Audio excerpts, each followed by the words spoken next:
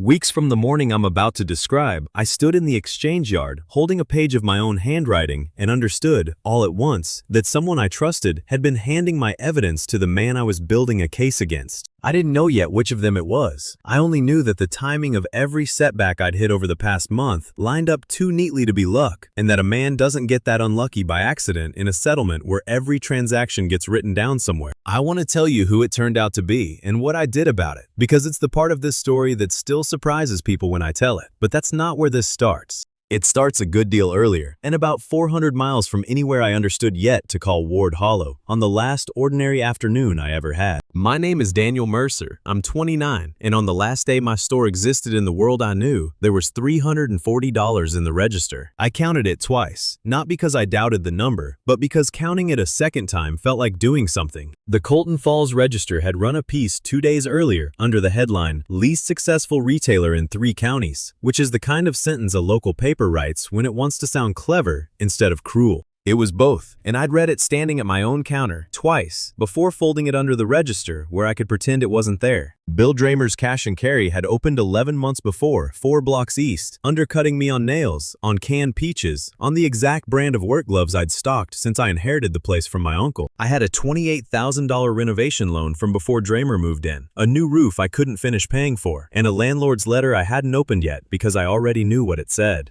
My Uncle Walt had run the place for 31 years before me, mostly on habit and a loyal customer base that died or moved to Florida faster than I could replace it. I'd tried the things you're supposed to try, cut my own margin to nothing on staples, offered credit to families who needed it, and never fully got it back. None of it moved the number in the register more than a few dollars in either direction. A woman named Deb Ashworth summed up the whole problem that last afternoon, buying a box of nails and telling me, not unkindly, that Dramer saved her $6 a week, and $6 was $6. What I actually had, underneath all of that, was 10 years of knowing exactly what things cost, and exactly what people would pay for them. I could look at a shipment of canned goods and tell you within 4% what the margin should be. I could catch a rig scale from across a room because Dramer's produce guy had been shorting weight for months and nobody but me seemed to notice. Nobody wanted that skill. Nobody puts accurate at arithmetic on a resume and expects applause. I'd applied to exactly one job outside retail that spring, a bookkeeping position at the county co-op 2 towns over, and hadn't heard back, which felt about right for how the whole year had gone. I was locking the front door at 6:40 that evening, keys already half turned, when the floor did something I still don't have a clean word for. Not a shake, not a drop, more like the whole building took one breath and let it out somewhere else. The bell over the door kept ringing after the door had stopped moving, which was the first wrong thing. The air had gone from late October Ohio to something warmer and drier, carrying dust and wood smoke instead of the diesel smell from the gas station across the street. I turned around inside my own store, and the window behind the register no longer looked out on Main Street. It looked out on a wall of corrugated metal and cinder block, 40 feet away, topped with coiled wire.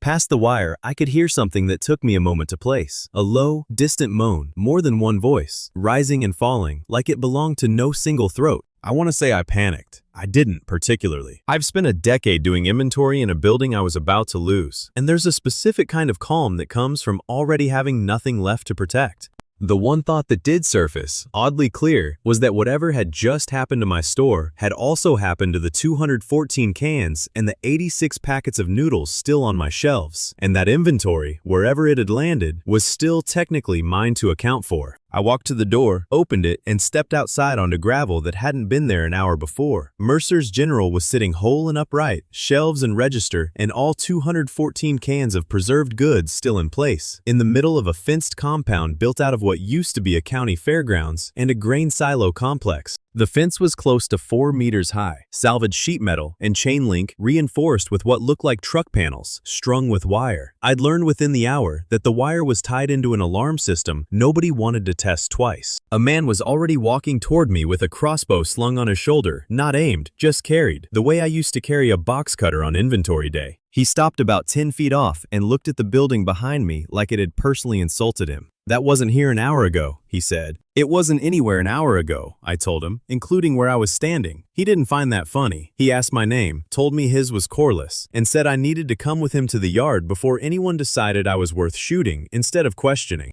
I asked what year it was. He told me, and then told me again more slowly when my face didn't do whatever he expected it to do, because the gap between those two numbers was 67 years. Somewhere in those 67 years, the world had apparently had a very bad time of it. He called it the outbreak when I asked. Not a war, not quite the thing people used to joke about at Halloween parties, but close enough that the joke had stopped being funny generations before I arrived. Something in the water, or the wiring of people, he said, that didn't kill you so much as replace you, and it had moved through cities faster than anyone moving away from them. Nobody living had a clean answer for how it started, only where it had ended up, which was everywhere at once inside about 18 months. Corliss said his own grandparents had been among the first wave to reach the old fairgrounds, back before there was a fence worth the name, and that most of what people now called tradition in Ward Hollow was really just whatever had kept those first few hundred survivors breathing long enough to have children of their own. Ward Hollow, this fenced square of gravel and grain silos I'd been dropped into, was one of maybe 40 settlements along the old county line that had held instead of scattering. Some had folded in the first decade, Corliss said, either overrun in a bad surge or starved out slow when their fields gave out, and the ones still standing had mostly stopped counting the ones that hadn't.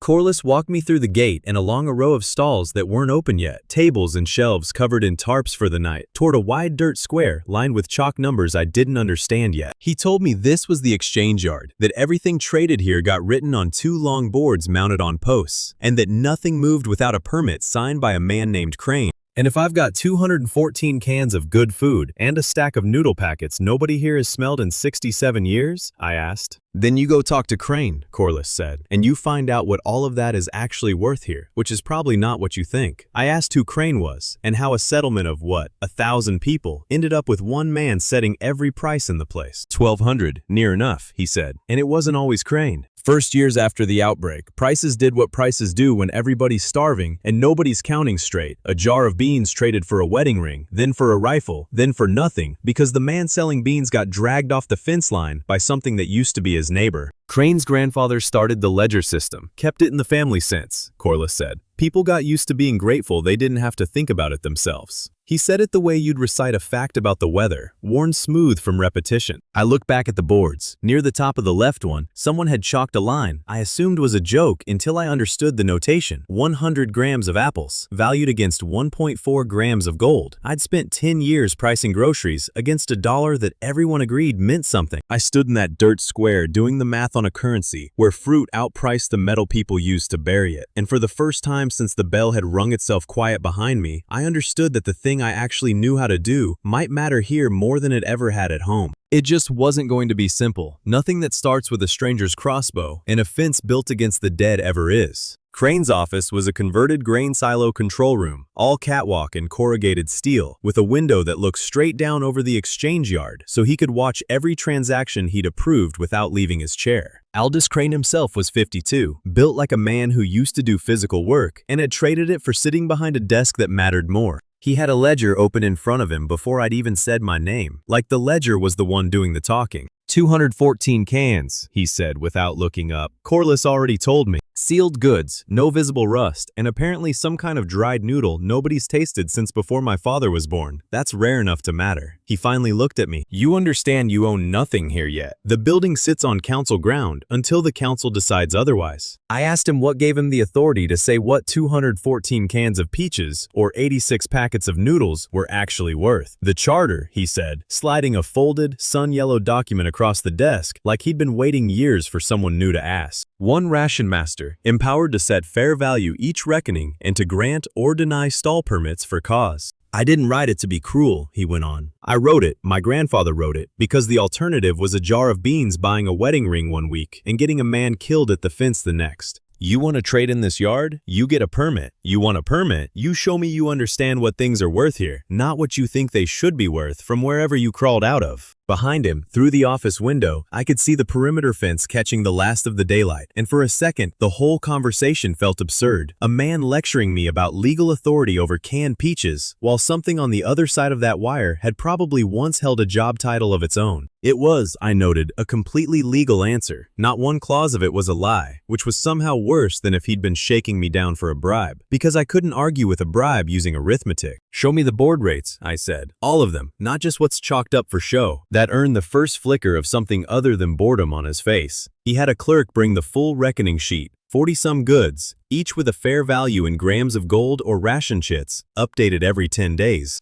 I read it the way I used to read a competitor's flyer, and within 90 seconds, I found what I was looking for. Nails, priced at triple what hardware should trade against food staples on any sane curve, protecting somebody's monopoly instead of correcting it. I didn't say that out loud. Not yet. I'd learned that lesson at Mercer's General too. The fastest way to lose a negotiation is to show your best number before you know who else is in the room. I'll take the numbers under advisement, Crane said, which was his way of ending the meeting, and told me I could keep my inventory sealed without a permit, but that one can sold without his signature would cost me the lot and 3 days on the wall crew. Then he told me where to find the warden if I had a grievance, in the tone of a man who knew exactly how far that grievance would get. Warden Selby Okafor's post was a converted grain office at the north corner of the yard, and she was 58, gray at the temples, with the stillness of someone who'd had to break up more fights, human and otherwise, than she'd ever wanted to count. I told her what Crane had told me, and she didn't seem surprised by any of it. He's not wrong about the charter, she said. Council can't touch Ration Master authority on pricing unless someone brings a formal ledger audit proof over 3 straight reckonings that fair values drifted more than 15% off what things actually trade for hand to hand. Until then, my hands are tied by the same document that ties his. That's convenient for him, I said. It's supposed to be inconvenient for both of you, she answered. That's the point of a rule. I can't help you build that case, Mercer.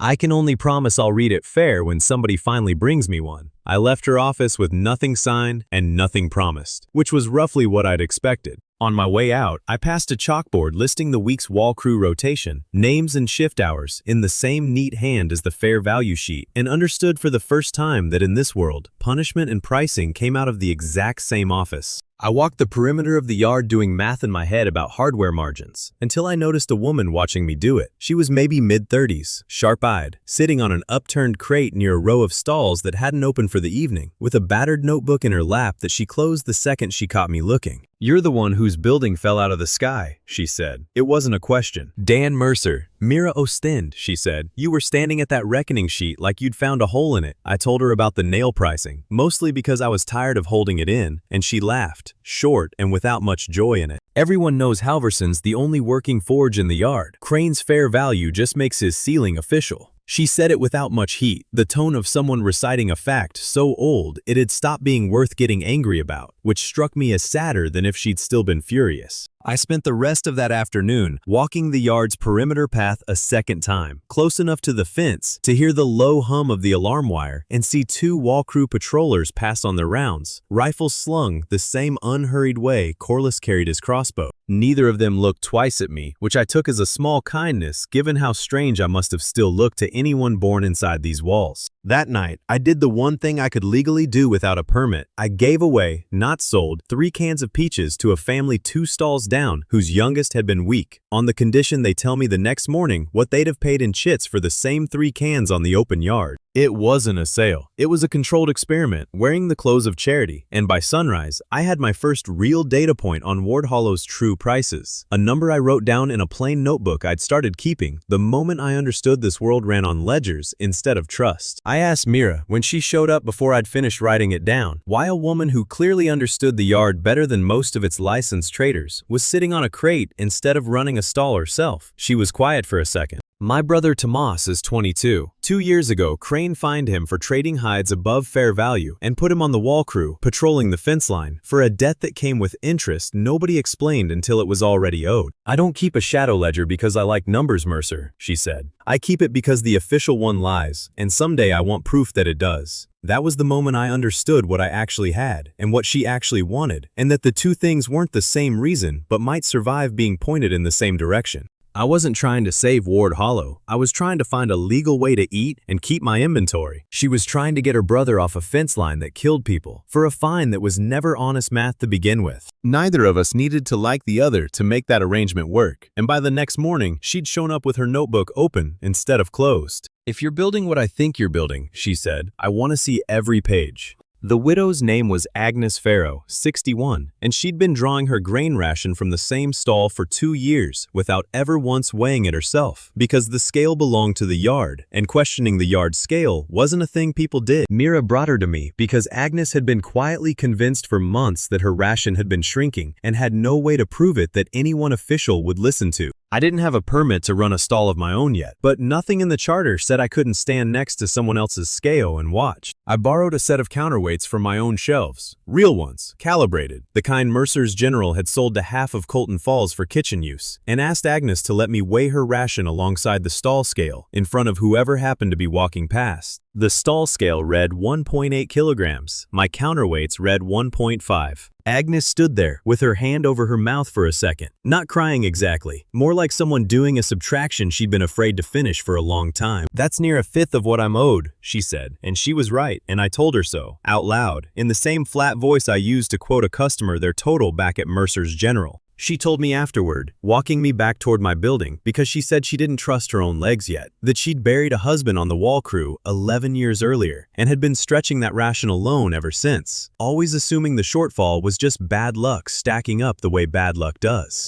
Hearing an actual number instead of a feeling seemed to unmoor her more than the theft itself had. I didn't have anything better to offer than the arithmetic, so I gave her that, plainly, the way I'd have given it to anyone. I asked her, once she'd caught her breath, whether she wanted to make a fuss about it publicly or just quietly get her ration corrected going forward. She said she wanted everyone in earshot to hear the actual numbers out loud, once, so nobody could tell her afterward she'd imagined the shortfall. Word moved through the yard faster than I expected. By afternoon, someone had swapped the scale for one from the council stores, and Agnes Farrow started getting the ration she'd actually been owed all along. Crane heard about it before the sun went down. He didn't send for me. He came himself, stood at the edge of my building's gravel lot with his ledger under his arm, and told me, evenly, that public arithmetic in his yard was going to become a habit he'd need to manage. "You didn't break a single rule," he said, which sounded like a compliment and wasn't one. "That's the part I want you to sit with, Mercer. I know your name now." I told him I planned on being memorable for a while longer, and he didn't smile, but something in his face filed the sentence away for later use. He left the way he'd come, unhurried, and I noticed for the first time that he walked the yard the same way I used to walk my own store on a slow morning, checking angles, noting who stood where, cataloging the room without appearing to look at anything in particular. It was, I realized, the exact same habit that had once made me good at my old job, aimed now in my direction instead of mine. The second thing that came across my counter that week was Emil Prosser, a fence repair contractor, 40-some, with 3 sections of perimeter wall to reinforce before the next rotter surge and not enough nails to do it. "I've got maybe 2 boxes left and a wall crew waiting on me," Emil told me, running a hand along a shelf of tools that weren't for sale yet. 3 other repair crews same as me, 9 grams a box on the board, and none of us has that kind of gold sitting around for something that used to cost pocket change. While we talked, the low horn that meant a surge had been spotted near the tree line sounded twice, short and flat, and every head in the yard turned toward the wall for a second, before going back to business, the way you'd glance at thunder you already know isn't going to reach you.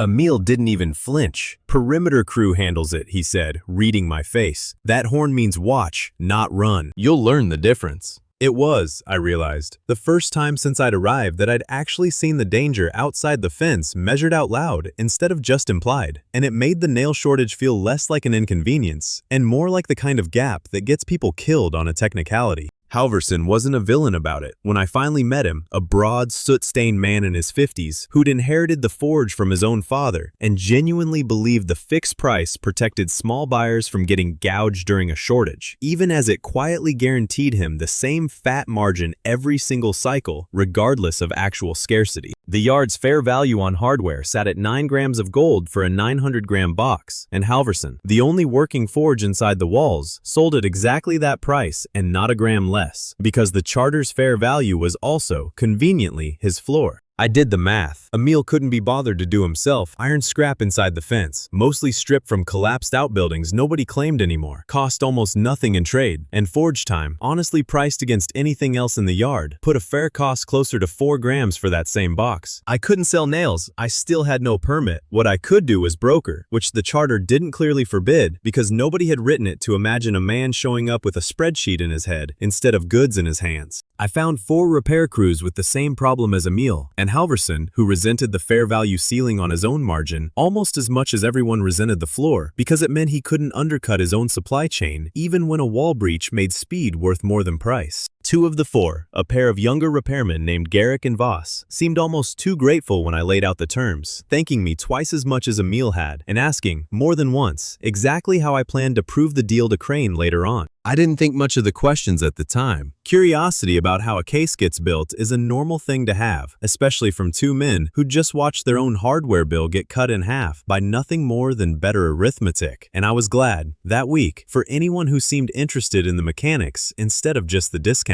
I structured it as a bulk order, 4 crews pooling scrap iron and labor credit directly with Halverson, at 4 grams of gold per box instead of 9. Halverson argued for most of an hour before he signed, less because the math offended him, and more because 6 decades of charging the ceiling had made the ceiling feel like his by right. I walked him through the volume, the saved forge fuel from batching 4 orders into one long burn instead of 4 short ones, and the plain fact that 4 grams times 4 boxes beat 9 grams times the 1 box he'd probably sell that month out of sheer stubbornness. He kept circling back to the same worry, that undercutting Crane's number, even once, would invite an inspection of his forge the way it had invited one of my storeroom. I told him the inspection had found nothing on me and would find nothing on him either, because neither of us was breaking a rule, only refusing to pretend a rigged ceiling was the only honest price available. He made more total gold on volume than he'd have made in a slow month at the old price, and the crews got their nails patched into the fence before the next surge alarm ever sounded. I took no cut at all because I still had no legal way to take one, and told everyone involved to remember that when I eventually asked them to stand in a room and say so. Emil shook my hand before he left with the last of the nails loaded onto a handcart and told me, almost as an afterthought, that his crew would finish the last patch section a full week ahead of the next scheduled surge window instead of scrambling into it half-armored the way they had the year before. Mira watched the whole thing from her crate, notebook open, and afterward asked me why I'd walked away from a deal with real margin sitting in it. Because right now, I said, the only thing more valuable to me than gold is people willing to tell the truth in front of Crane when I need them to.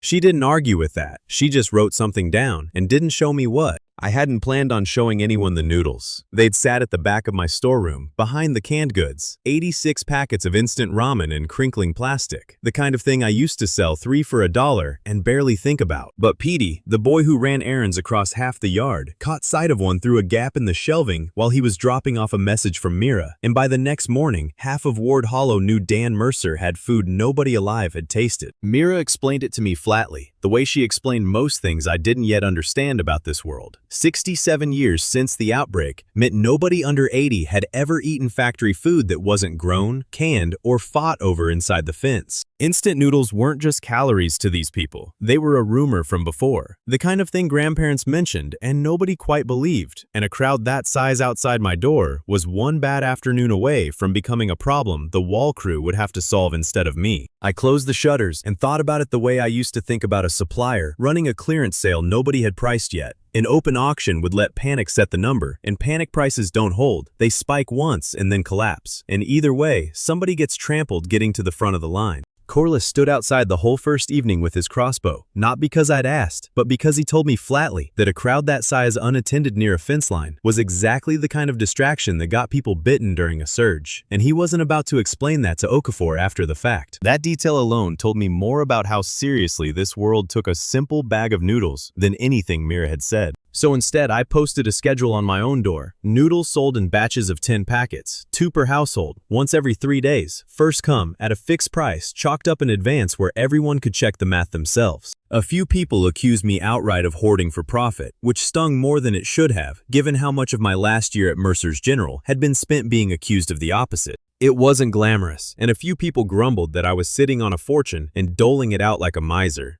But nobody got hurt, nobody got robbed walking home with the whole stash, and the price held steady from the first batch to the last, because I'd set it against what an equivalent calorie count of grain actually traded for, not against how badly anyone wanted to taste something impossible. Crane came to watch the third batch sell, arms crossed, saying nothing for a long while. "You could have made 3 times that number auctioning the lot in one afternoon," he finally said. "I could have," I agreed, and then had 40 households furious at the 41st who got there first, and a black market selling my own stock back to itself within a week. This way, everyone who wanted noodles eventually got noodles, at a price that didn't move. He didn't answer that, but he stopped calling me the shopkeeper who fell out of the sky after that, at least to my face, and started calling me by name. I noticed, watching him watch the line form for the second batch, that he counted the households the same way I did, silently, by twos, checking the total against what he already knew about the yard's population, instead of trusting the visible crowd. It was a small thing, but it told me he understood exactly what I was doing, even while he pretended it didn't concern him.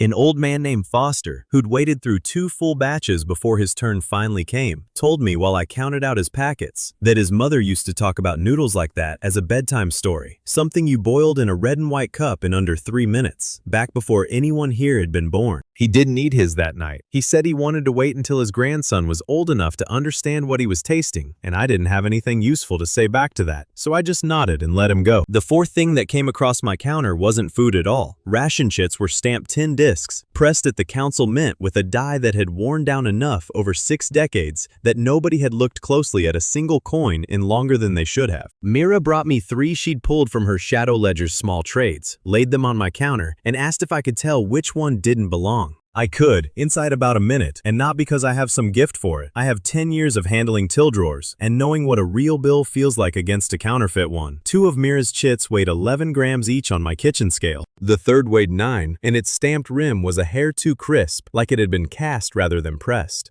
Someone's been making these for at least a month, Mira said. I just didn't have a scale accurate enough to prove it until you showed up. We spent 2 days quietly buying back light chits from small traders around the yard, offering an even swap of 2 real cans of goods for every underweight chit turned in. It cost me inventory I couldn't easily spare, but bought something more valuable. A paper trail, in the form of 11 people who could now say they'd been paid in fakes without knowing it, Petey among them. 3 light chits further from the boots he'd been saving toward before he ever realized it. Petey had been keeping his own small notebook by then too, a habit he'd apparently picked up just from watching Mira and me argue over numbers at the counter, and he showed it to me shyly, like he expected to be told it was a waste of paper. It wasn't. The entries were rough, but every one of them was dated, which told me he'd understood the actual lesson before I'd ever gotten around to teaching it to him directly. He didn't say much when Mira handed him 2 cans of beans in trade for the fakes. He just checked the weight of the cans against his palm, the way he'd watched me do it for a week, not trusting anything anymore without checking it himself, which struck me as a better souvenir of the whole business than the beans were. Mira spent most of one evening cross-referencing the light chits against her Shadow Ledger, tracing which stalls each one had passed through, until she'd sketched something close to a route. Not a single counterfeiter working the whole yard, but a scavenging crew unloading fakes gradually enough that no single trader ever noticed more than 1 or 2 in a month. By the time we brought the pattern to Crane, we had 31 counterfeit chits, totaling roughly 280 grams of tin that had been passing as real currency, cast from a mold using an old die scavenged from a building outside the wall. His face didn't move much when I laid the 2 piles out on his desk, real and fake, sorted by weight. 6 decades of running the only ledger in Ward Hollow, and a problem sitting under his own currency had gone unnoticed until an outsider with a kitchen scale found it in 2 days. "You'll want credit for this publicly," he said, which wasn't a question so much as a man doing his own arithmetic on how much damage I was about to do him either way. "I want the small traders who got stuck holding fakes made whole," I said, publicly, so the next counterfeiter thinks twice, and so people start trusting weighed numbers over stamped ones. He gave the traders their restitution out of the council reserve and made a public announcement about tightening chit inspection that conveniently left out whose kitchen scale had caught the problem in the first place. I let it go without pushing for credit because I hadn't done it for credit. Every person made whole was one more person who'd remember, later, that honest counting had put gold back in their hand instead of taking it. The 5th thing came at me sideways, the way the real threats always do. With reckoning 11 days out, whispers were moving through the yard that the harvest convoy had come back short, not disastrous, but short enough that Crane's next fair value was expected to spike hard on staples, the way it had every lean cycle before, because panic pricing was the only tool he'd ever used to ration scarcity. I spent a night doing the math before I ever said a word to anyone, the same way I used to run numbers on a slow evening at Mercer's General when a supplier's price sheet didn't smell right.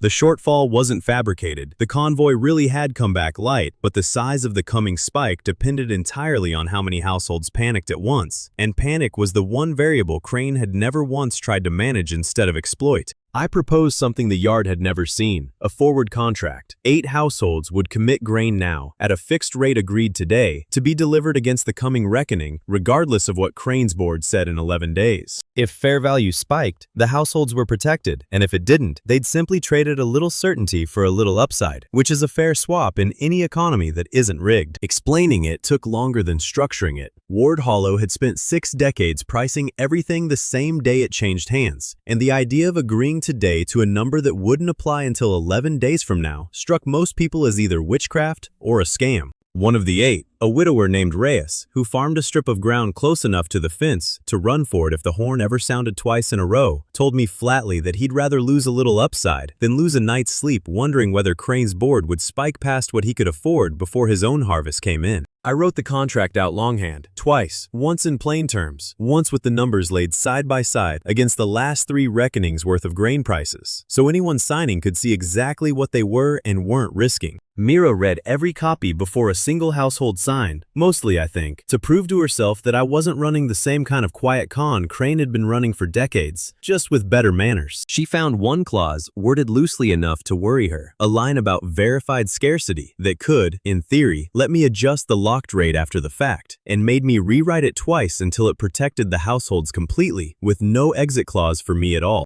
It worked exactly like it should have, and that was the problem. 8 households locking in a price meant 8 fewer transactions running through Crane's 6% assessment fee, and for the first time since I'd arrived, his actual income took a direct, visible hit from something I'd built entirely inside the charter's own rules. He denied my stall permit application the next morning, not with a reason, because the charter didn't require one. Just a single word stamped across the form, pending, with no date attached to when pending might end. Warden Okafor read the form when I brought it to her, turned it over once like the blank backside might explain the front, and handed it back without much comment. Pending isn't a denial, she said. It's not an approval either. It's a Ration Master keeping every option open while he decides how much trouble you're actually worth. You're allowed to be furious about that, Mira told me, watching me read it a second time like the word might change. I'm not furious, I said, which was mostly true. I'm counting. He just told me, for free, exactly which number scares him most. 2 days later, that number came back around in a different shape, nailed to my own front door, literally. A strip of paper, pinned with an actual nail, from a box I recognized as one of the ones I'd brokered, as a retroactive assessment fee notice, applying 6% to every brokered transaction I'd touched over the past month, including the nail contract and the grain forward. The total came to just over 11 grams of gold, which I didn't have, in a currency I still had no legal way to earn because my permit sat stamped pending on a desk in a converted grain silo. It was again technically legal. Article 4 gave the Ration Master authority to assess fees on value transferred within the yard, and nowhere did it say the assessment couldn't be applied after the fact. I read the notice twice, folded it, and did not knock on Crane's door with it, because showing up angry hands a man like Crane exactly the reaction he's fishing for. I spent the better part of a day back in the charter itself instead, the way I used to spend a slow Tuesday, reading supplier contracts line by line, looking for the clause nobody else had bothered to read. I found it in a subsection I doubted Crane had looked at in years. Article 4, Section 9, capping any single assessment fee action at 4 grams of gold per reckoning cycle against any one party. The margin note beside it, in handwriting different from the rest of the charter, credited a founding council member I never did learn the full name of, only that Corliss later told me the same woman had also written the clause requiring Ration Master elections that Crane's family had quietly let lapse 2 generations back. I brought the cap to Okafor first, not Crane, because I wanted a witness with authority in the room before I handed Crane a mirror. He read it standing up, which told me more than his face did. 4 grams, he said, mostly to himself.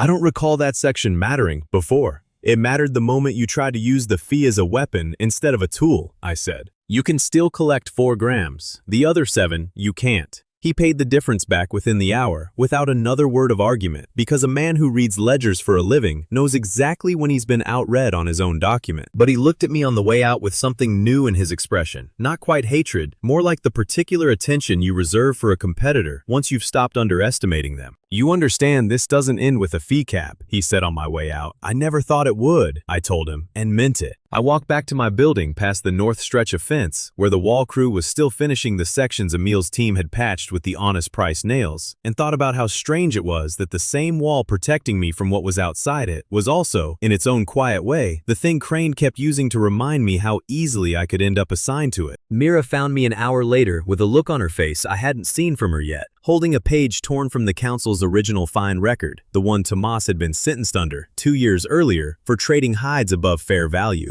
"I've been trying to get eyes on this ledger page for 2 years, Mira said. "Crane's clerk owed me a favor from before you got here. Look at the math." I looked. The fine had been calculated against a fair value rate for hides that had been posted a full reckoning cycle after the trade Tomas actually made, meaning the rate used to convict him of overcharging hadn't existed yet on the day he sold. Tomas himself hadn't known the exact date of his own sale until Mira dug it out of an old receipt stub he'd kept folded in a boot for 2 years, more out of habit than hope, the same way I used to keep every supplier invoice at Mercer's General long after I'd stopped expecting to need them. Whoever wrote the fine, whether by carelessness or by design, had used a number from the future to punish a transaction from the past. It wasn't a matter of interpretation. It was a date on a page that didn't line up with another date on another page. The kind of discrepancy any first-year bookkeeper gets fired for missing. Mira hadn't slept the night before, by the look of her, and admitted she'd read the 2 pages against each other a dozen times, half expecting to find she'd made the discrepancy up out of 2 years of wanting one to exist. She hadn't. We brought it to Okafor the next morning, formally, in writing, with both dates circled. She sat with it a long time before she spoke, doing her own check of my check, which was exactly what I would have done in her position. I watched her count on her fingers once, silently, the way you do when you want to be certain of a subtraction before you say it out loud to a room that's waiting on your answer. "The council can void a fine issued in clerical error without touching Crane's broader authority," she said finally. "It won't dent his office. It will pull your brother off the wall crew." Tomas Austin came off the fence line 9 days later, 22 years old and thinner than his sister had described him, with a debt that had never legally existed erased from a ledger that had been treating it as gospel. He walked into the yard, still wearing his patrol armband, forgot to take it off for most of an afternoon, like his hands hadn't caught up yet with the fact that he was allowed to. He found me at my counter before he found anything else. He didn't say thank you in so many words. He picked up one of my old counterweights, turned it over once, and asked if I'd teach him to read a scale the way I had for Agnes Farrow. I said yes, and it mattered more than most of what came before it. He still flinched at the surge horn for weeks afterward, more than anyone else on the yard, and never fully explained why, though Mira told me later that his patrol had lost 2 people to a breach the winter before I arrived, and he'd been the one to seal the gap afterward with his own hands. He didn't talk about it, and I didn't ask him to. Mira showed up the next morning with her full shadow ledger, 6 decades of family records folded into it, and set it on my counter like a woman finally putting down something heavy.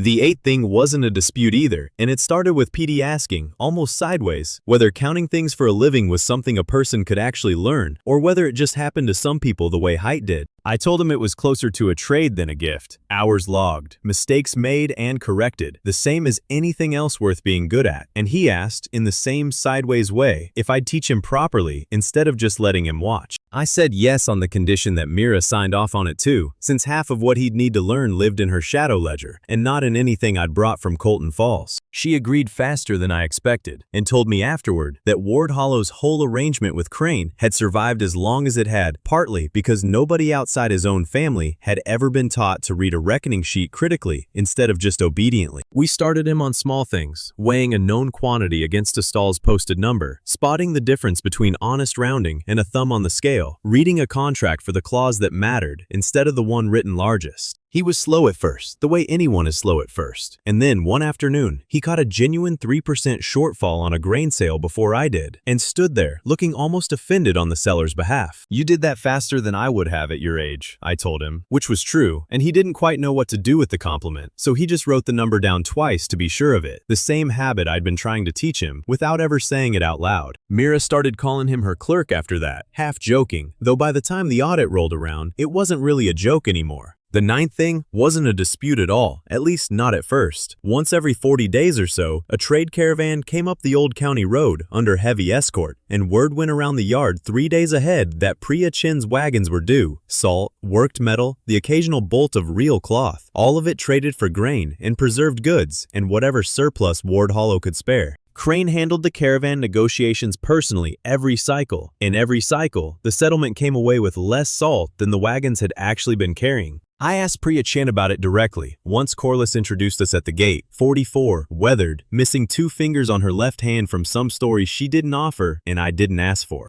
Your Ration Master quotes me a rate, take it or leave it, frame like there's no room to talk, she said. I run 6 settlements on this route. Ward Hollow's the only one that doesn't dicker. That told me everything about how badly Crane wanted this transaction handled fast and quiet, with no outside eyes checking his math. I offered Priya something nobody at Ward Hollow had ever bothered to write down, an actual manifest, itemized against real market rates from the other settlements on her route, with a standing schedule instead of a one-time haggle every 40 days. She laughed when I first laid out the draft terms, not unkindly, and said in 12 years running this stretch of road, nobody inside a fence had ever handed her a contract instead of a demand. It took 2 long evenings and most of Mira's patience, but we landed on fixed exchange terms, grain and preserved goods against salt and metal, adjusted only for verified scarcity, reviewed together each visit instead of dictated by one side. I asked her, before she signed, what had actually happened to the 2 fingers she was missing, since she'd clearly noticed me noticing, and I figured a direct question beat a stolen glance. Frostbite, not teeth, she said, almost amused. People always assume the worst story. Sometimes it's just a bad winter on a road with no shelter. Priya signed without much hesitation because a predictable route beats a marginally better single trade when your wagons are crossing Rotter country to get here.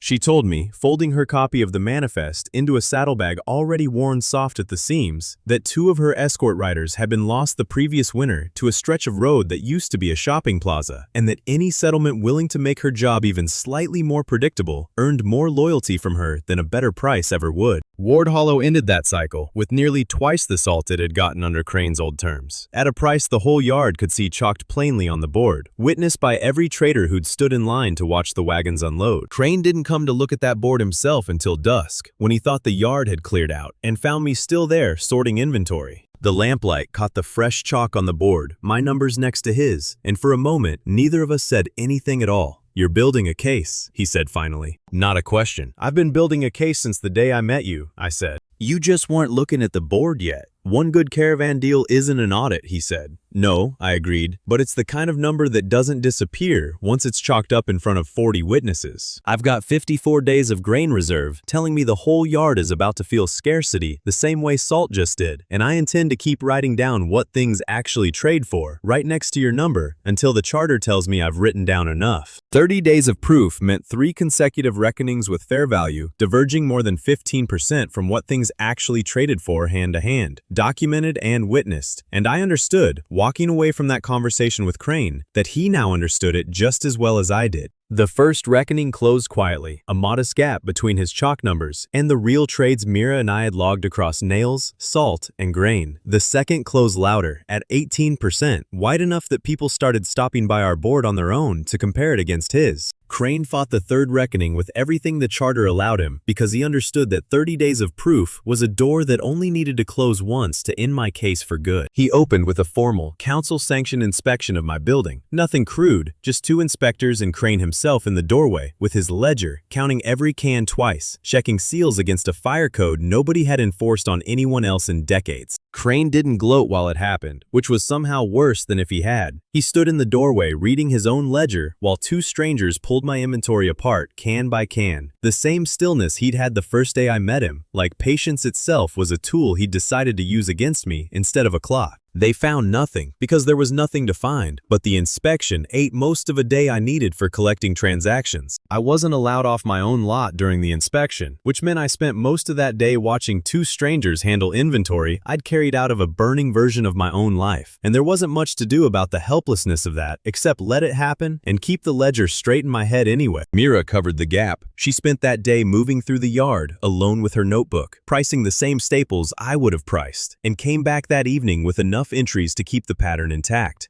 You're not the only one who can count, she said, dropping the notebook on my counter, and she wasn't wrong. 2 days later, Crane tried something sharper, posting a public bounty in gold for information on unlicensed trade coordination inside the yard, worded broadly enough to cover half of what I'd built over the past month. I wasn't sure, watching that notice go up, whether I actually believed nobody would take it. 6 decades of Crane family authority had trained people to protect themselves first, and I wouldn't have blamed a single trader for cashing in on 4 easy grams of gold, rather than betting on an outsider's arithmetic holding up in front of the council. Nobody took the bounty. Halverson could have collected 4 grams of gold by describing exactly how I'd structured his nail deal, and instead came by my counter that evening and set 4 grams down unprompted, his own money, so nobody has to wonder later if I was tempted. Emil could have. Priya Chin, passing through on an unscheduled supply run, could have. Not one person came forward, and watching that bounty notice curl at the corners on the board for 3 days told me the yard had quietly decided which ledger it trusted more. Crane tried one more thing, quieter than the rest. He came to my counter alone near closing and offered me a stall permit outright, fully approved, backdated, no more pending stamp, if I agreed to stop collecting evidence and hand over what I'd already gathered for what he called a fair private settlement. It would have solved my original problem entirely, and I wanted it badly enough that saying no cost me something real, but a settlement that quietly buried what had happened to Agnes Farrow and Tomas Ostend wasn't a fair price for anything. Tomas told me afterward, hand shaking slightly around a mug of chicory he didn't drink, that the summons alone had put him right back in the headspace of standing on the fence line, waiting for a surge horn, even though nothing about a paperwork review should have felt that way. It was, I realized, exactly the reaction Crane had been counting on. He also summoned Tomas specifically, suggesting the clerical error that had freed him might need re-examining, which was transparently an attempt to frighten Mira into pulling back days before we needed her steady.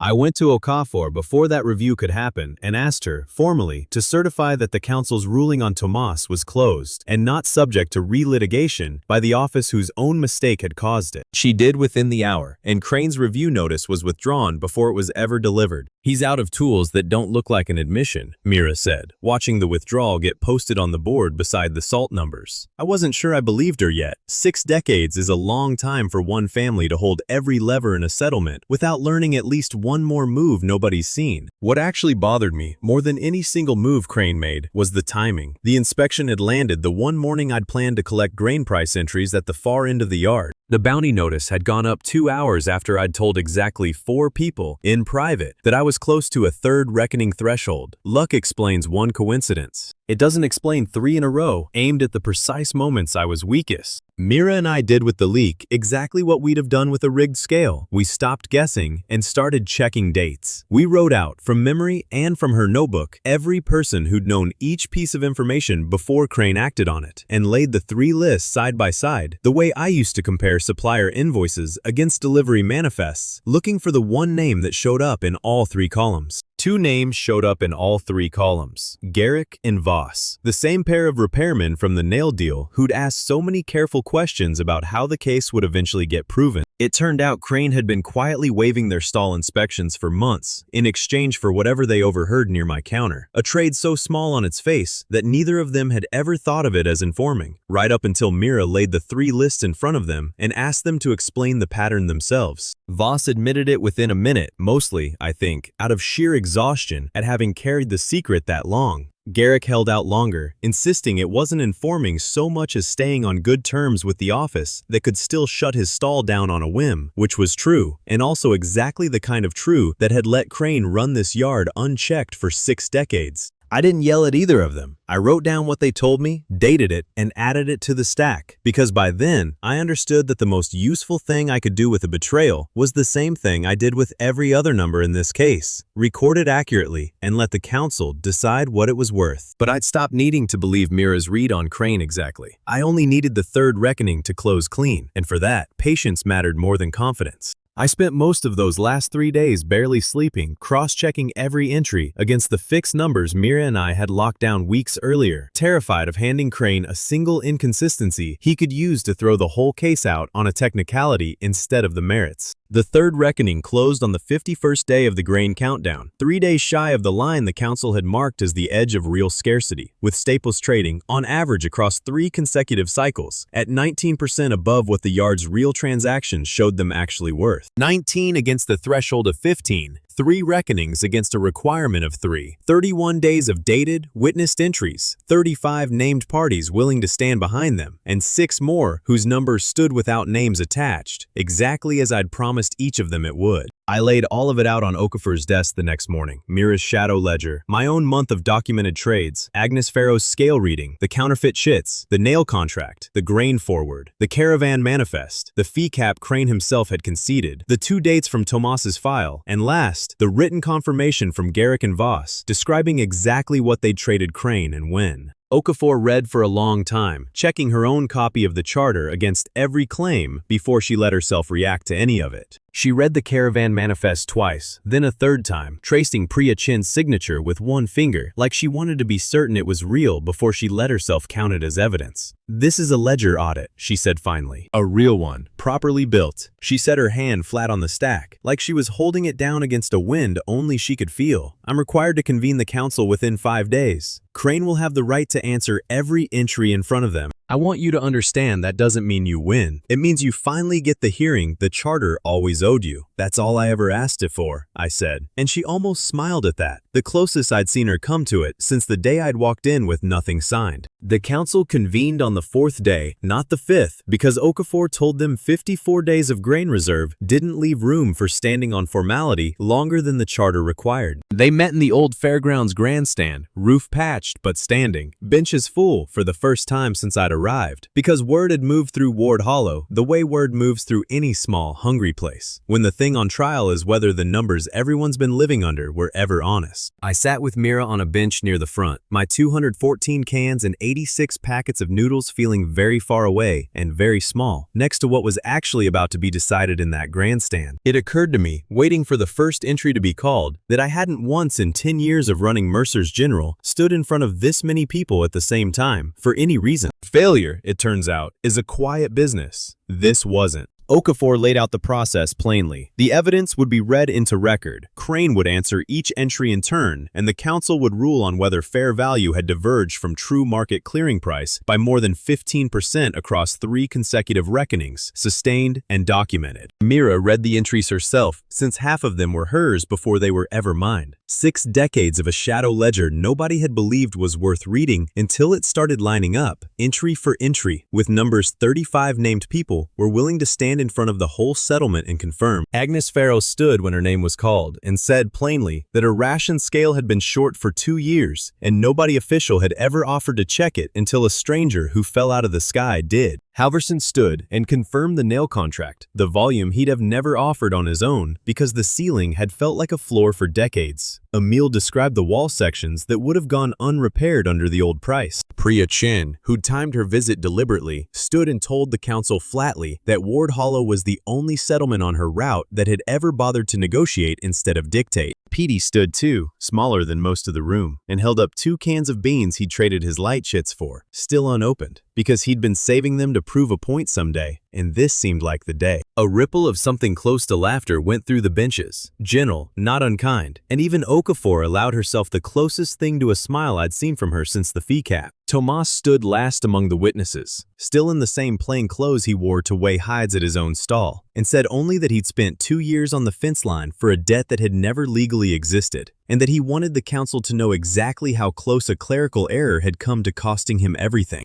35 names in all, one after another, each one a small, dated, specific fact that didn't need embellishing to matter, until Crane finally rose to answer for all of it at once. He answered every entry he was given the right to answer, and did it better than I expected, because whatever else he wasn't a coward about his own ledger. He argued that fair value had to account for scarcity risk the raw trade numbers didn't capture, that a Ration Master's job was stability across bad years as well as good ones, that some premium above pure market price was the cost of never again seeing a jar of beans buy a wedding ring one week and get a man dragged off the fence line the next. One council member, an older woman named Pruitt, who'd sat on the founding council since her own mother's time, asked him directly whether he'd ever once cross-checked his own fair value numbers against what the yard actually traded hand to hand. Crane was quiet long enough that the answer was obvious before he gave it. "No," he said finally. "There was never anyone positioned to make me. It wasn't an excuse, and I don't think he meant it as one. It was, as close as I ever heard from him, an honest number." What he couldn't answer was the 6% fee sitting untouched beneath every inflated number, or a fine built on a date that hadn't existed yet when the trade occurred, or 31 counterfeit chits that had circulated for a month under his own currency without his own ledger catching them. He also couldn't answer for Garrick Garrick and Voss, whose written statements Mira read into the record last. Two licensed traders who'd spent months trading information about my own case back to the office they were supposed to be watched by, in exchange for inspections that never came. Pruitt asked whether the charter had anything to say about a Ration Master soliciting private informants against a citizen building a lawful case. It did, buried in the same Article 2 that protected counsel neutrality. Collusion between the Ration Master's office and any party for personal advantage, proven and documented, carried its own penalty separate from the audit itself, regardless of how the main ruling landed. Garrick and Voss weren't dragged in front of the grandstand or named from the floor the way Crane was. This wasn't their trial, and I'd asked Okafor beforehand not to make a spectacle of two men who'd mostly just been frightened into a bad habit. The council fined each of them 5 grams of gold and suspended their stall permits for 2 reckonings, a legal, unglamorous consequence that cost them real trade and real standing without costing either of them anything I'd have had to feel proud of afterward. The ruling took the council less than an hour once the entries were closed. 19% sustained divergence, 3 reckonings running, met and exceeded the charter's own threshold. Aldous Crane was removed as Ration Master, effective that day, his authority to set fair value or grant stall permits dissolved by the same Article 4 that had once made him untouchable. He wasn't fined, and he wasn't exiled. He was reduced, plainly, to an ordinary licensed trader inside the same exchange yard he'd priced for decades, required from that day forward to live inside the fair value numbers like everyone else. Set now by a rotating assessor's office the council created on the spot, term limited to 2 years. Pruitt asked the benches if anyone objected to the term limit clause before she'd let the ruling stand, renewable only by a fresh council vote, no assessor ever again allowed to hold both the pricing authority and the permit authority the way Crane's family had since his grandfather's time. Nobody objected. I think most of the room had been waiting decades for someone to write that sentence into the charter and simply hadn't had the standing to propose it themselves. The benches didn't cheer when Okafor read it out. Ward Hollow had spent 6 decades learning that loud reactions to yard business tended to get remembered against you later, and old habits don't dissolve in the same hour as an office does. What I noticed instead was quieter and more honest. People turning to whoever sat beside them, checking a neighbor's face the way you'd check a second scale, confirming the number was real before letting themselves believe it. They asked me to hold the first assessor's term, and I said yes on one condition I'd been turning over since somewhere around the second reckoning, that Mira Austin sit beside me as co-assessor from day one, not as an assistant, because half the proof that had just freed the whole yard from decades of quiet skimming had come out of a notebook she'd kept long before I ever fell out of a clear evening sky into her settlement. Nobody on the benches objected, and Okafor added the term limit in her own hand at the bottom of the ruling before she let anyone leave the grandstand. Crane stayed on the grandstand floor after the benches emptied, alone, holding his old ledger like a book he no longer fully recognized. Numbers fed this yard for a month, I told him, walking over more out of plain decency than triumph, the same way order was supposed to feed it for 67 years. Turns out people needed both. You just forgot you were only ever supposed to be half the answer. He didn't say much back, but he nodded once, the way a man nods at a number he can't argue with, even when he doesn't like sitting on the losing side of it. Tomas took a stall of his own 3 weeks later, hides mostly, weighed on a scale he checked twice out of habit before every sale. He still flinched at the surge horn more than most, but he stopped wearing the patrol armband entirely by the second month, folded it away somewhere I never asked about. Agnes Farrow's new ration never came up short again, and she took to walking past the assessor's office most mornings just to nod at the chalk number before it changed, the way you'd check on an old friend. Garrick and Voss served their suspension quietly and came back to trading afterward without much fuss from anyone, since most of the yard had already decided the punishment fit and didn't see much use in extending it themselves. Voss, oddly, ended up one of the first traders to volunteer his own numbers for public comparison once the new assessors board went up, which Mira said was either guilt or good sense, and probably didn't much matter which. Halverson kept his forge and, for the first time in decades, set his own hours around demand instead of around a ceiling somebody else had drawn for him. Priya Chin's caravan started arriving to a standing contract instead of a haggle, salt and metal against grain and preserved goods, chalked openly for anyone to check, and on her 3rd visit, under the new terms, she brought Petey a pair of real boots, unprompted, because word of the light chits had apparently traveled further down Halden Road than I expected. The grain reserve held past the 54-day line that had been ticking down since the start of the whole case, not because more grain existed, but because real prices, instead of panic prices, meant fewer households were hoarding against a spike that wasn't coming. Within the first 10 days under the new assessor's board, actual consumption came in under the council's worst-case line for the first time in longer than anyone on the council could remember, and even Crane, when I told him the number myself one evening at the fence, only nodded and said it was the kind of number he'd have liked to have been wrong about less. We rebuilt the counter itself over a weekend, using boards Halverson sold us at exactly the fair price I'd once talked him into charging someone else, which felt right, paying that same honest number back into the same building where I'd first written it down. Mira and I ran the assessor's office out of what used to be Mercer's General, shelves still stocked with what remained of the 214 cans and the last of the noodles. Most of it finally, legally sold, the rest given carefully to whoever needed it more than the ledger needed the gold. Some evenings we just sat on the front step after the yard cleared out, comparing that day's numbers against the week before, not saying much, which turned out to be its own kind of good company after a life spent mostly talking to an empty register. Mira had a habit by then of leaving her notebook open on the step between us instead of closed on her lap the way she used to when we first met, which I understood without either of us ever needing to say it plainly as its own small kind of trust finally settling into place. Some evenings, Priya's escort riders stopped through, even between scheduled visits, just to trade gossip and confirm the standing terms hadn't shifted, and I noticed the yard had started treating that as ordinary instead of remarkable, the way you stop noticing a fence is doing its job once it's been standing long enough. Ward Hollow didn't feel like a fortress anymore, so much as a town that happened to need a very tall wall, and I liked it better that way. I think about that morning in the yard sometimes too, standing there with a page of my own handwriting, certain someone I trusted had sold me out, and not yet knowing which one. It turned out to be two frightened men who never once threatened me directly, only chipped away at my timing from a distance. And the strangest part of finding out was how little satisfaction there was in finally having a name to put to the fear. Knowing beat not knowing. It just didn't feel like the ending I'd have written for it back when I was still guessing. I think about Colton Falls sometimes, and the headline that called me the least successful retailer in 3 counties, and I've stopped being angry about it, mostly. I was bad at running a store nobody wanted to shop at, in a town with a cheaper option 4 blocks east. I turned out to be good at something nobody there had ever needed badly enough to notice, telling the truth about what things actually cost, out loud, in front of enough people that the truth couldn't quietly go missing again in a world 67 years past the one I grew up in, where that turned out to matter more than it ever had at home. That's the story. I never stand in the same place twice when I say goodbye. So tell me, where would you like to see me next time I do? Leave it in the comments. Maybe that's exactly where I'll be standing when I say it again.